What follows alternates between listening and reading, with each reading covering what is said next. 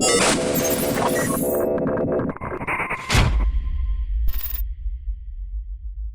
right, so what we're going to talk about today is training your glutes.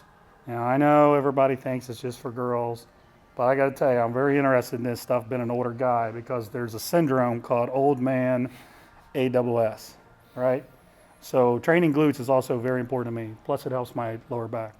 So we're going to do 2 exercises today. Mario and Nick are going to walk us through it to show you how to kind of achieve a full glute contraction, working your entire glute area. So Mario, I'm going to let you guys take it away right here. Awesome. So we're going to make things real simple. A lot of us have, at this point, have probably seen people do hip thrusters. I remember when I started doing them and the research first came out, everybody kind of gawked and were like, what the heck are you doing?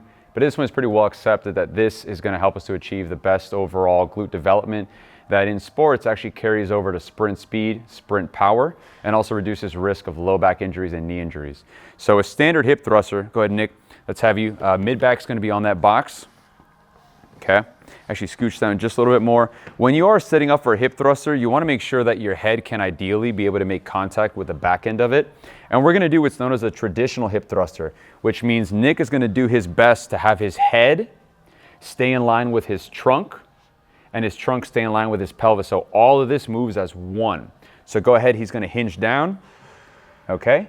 And from here, he's going to press up. This is your double leg hip thrust. Very good at activating the overall glute itself, or glute maximus. Let's say, for example, he is a bit asymmetrical with his squat. It just means he's not as stable as he can, or he just has maybe knee pain or hip pain on one side of his body. I'm going to want him to do this with a single leg. So either if he's too weak, he's going to start with 2, lift the leg up, and he's going to come down with 1. So here's our eccentric. Go ahead, start with 2, come down with 1. All right. And obviously, if this is the case where he needs to, if he's very weak and he needs to do this, this could either be some of a warm-up that he does before he goes and lifts. I would want him to probably do about 2 sets of maybe, let's say, 10 to 12 per side, nothing that's going to really fatigue him too much. But let's say he's ready to progress. He's gotten a lot stronger. He's able to maintain himself on one leg. He's going to go ahead and come down and come up. Now, this is going to add much more rotational demand on him. So he's going to have to now not just contract his glute max, but he's also having to contract part of his glute med, which lays on the side of your hip. It looks like the slice of pizza. He's going to also have to contract his very deep glute minimus. But remember, guys, your hip is a ball and socket. So just like we all know we have a rotator cuff on our shoulder, we have a rotator cuff in our hip. And when he has to do these in a single leg, he's going to have to work a lot more of that rotator cuff, which is just helping to stabilize better. And that means that when he goes to do his exercises like a squat or deadlift, his low back is much more supported because he has better endurance, that these muscles can help to keep his back strong. Now, outside of the hip thruster, Nick, we're going to go ahead and go into quadruped, so hands and knees. We're essentially going to do a quadruped leg raise. All right, these look very, very deceptively easy, but when you do them right, they're very, very difficult, and they're going to drive a lot of the attention where we need to. So, Nick, at first what I want you to do is you're going to bring your leg back into extension with the knee bent. In this knee bent position, his hamstrings really can't help him outside of just the short head of one of the hamstrings. But this is the way that us in the physical therapy or medical community, this is how we assess glute strength with the knee bent. Now, I'm going to want him to get the most bang for his buck, and what the literature shows us is that if he externally rotates and drives the leg slightly up, now all of that force is not just going through the glute max, but it's driving the posterior or the back end fibers of that glute med, glute min, and rotator cuff to kick in. Now he's going to be able to access those last couple degrees of hip extension and external rotation that we can't do with the thruster, but that we can do with this exercise. So this could be a warm-up drill where Nick will go through anywhere, like I said, 2 sets of about 10 to 20 reps. Good job. If I wanted to progress and load him a little bit heavier, we're going to go ahead and use a band. So if you guys have some of the mini bands that are small, these are ideal to use. If you have a longer band like this, raise that leg on up. What you might want to do is either attach the leg onto a rack. So I'm going to go ahead and pretend that I'm a rack, right? And I'm stabilizing this. And now he's going to pull himself into that position and come back down. And remember, guys, normally you'd use a short band on this. Yeah, we would use a shorter band. All right, now if there's other options, if he doesn't have a rack and he's just has nowhere to attach it to, he could also hold on to it with his own hand. And it's just another way to make it a lot easier to gain access to it. He'd go through the same 10 to 20 reps.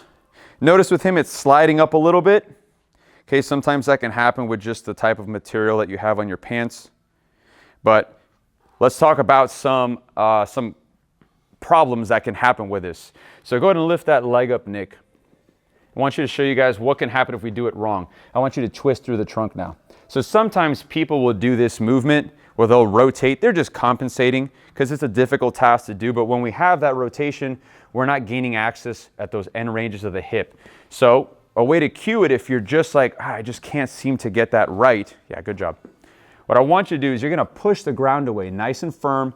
That's helping to recruit, again, that serratus anterior. I want you to tighten those abs and lift that leg up. So that pushing away on the ground, that's helping to create that good counter torque, and you can access that end range hip extension and hip abduction combo. I got it. So let me ask you a question. Go ahead. Come on up, Nick. What about like a force negative? That would be ideal with a training partner. Yeah, if you have a training partner, like come on up, Nick. Now just resist me on the way down. Now back up. Mm-hmm. I'm thinking this would be very effective. How Yeah. does it feel, Nick? Is that right to the glute? Yep, Yeah. right in there. Mind you guys, when you have a training partner, there's a lot of other ways you can access just this one drill. Mind you, your glutes are a specialized muscle. They're made up of muscle that's designed for endurance, but they're also made up of muscle that's designed for explosive work. This one drill is going to really help to challenge the muscle that's designed for stabilization. And that's important because as we get a little older, but also as the sport gets more dynamic, we need to have a lot more stability at the hip joint. That's going to help to keep the back intact. So this can be used as essentially a pre-activation drill where we're doing 1 to 2 sets of 10 to 20, or this can be done at the end of your training session where you're really just going to want to work to hitting failure or hitting fatigue at least the minimum of 2 to 3 times a week to get started with. So guys, I hope you can put that into action. You can start seeing some changes, and let's get at it. We're doing a single leg glute kickback. Now what Ivana is doing, she's doing her glute kick and then she's getting a little bit of rotation this way. Get that last little bit of glute medius. And then what she's doing is she's resisting and I'm driving her down. So up, see the turn she's got there, see the rotation? And then she's resisting. 2, this is really hard. 3, there we go. 4, good. 5, good. Come on.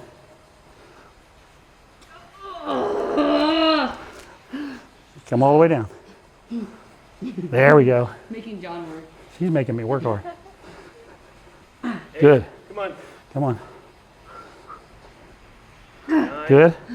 Come on. Resist. Let's do some more. Let's do some extra. Come on. Oh, they're shot. They're shot. No. Okay, you gotta give me resistance. Okay. There we go. There it is. There we go. There we go. One more. Good. That's really tough. Now, obviously, you're not as precise with the resistance because it's just me giving her as much resistance as she needs. But that's kind of a good thing. I can push harder, I can ease back depending on her level of fatigue. But the key with that is when she does a glute kickback, again, she's getting a little external rotation in her hip. That locks it in even better. Your glutes are really powerful. It's a powerful muscle.